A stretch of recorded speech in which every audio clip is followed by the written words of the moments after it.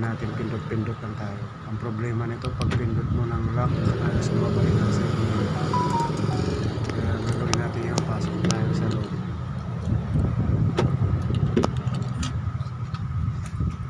Tapos i-switch on natin, ignition on. Tapos pindutin natin yung tablet niya dito na napakalaki.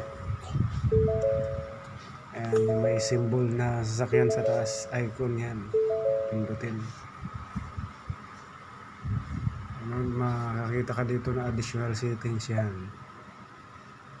Tapos punta ka dito, yan. Sundan lang yung pipindutin ko. Tapos scroll down. Punta tayo sa mirror, ayan. Mirror. Naka-off, yan, i-on lang natin para mag-auto. Tapos balik ulit tayo, i-off natin. Balik tayo sa labas at mag-testing. Pindot lang tayo ngayon. Yan, sarado ang pinto. Try, lock. Yan, sumabay na. Unlock.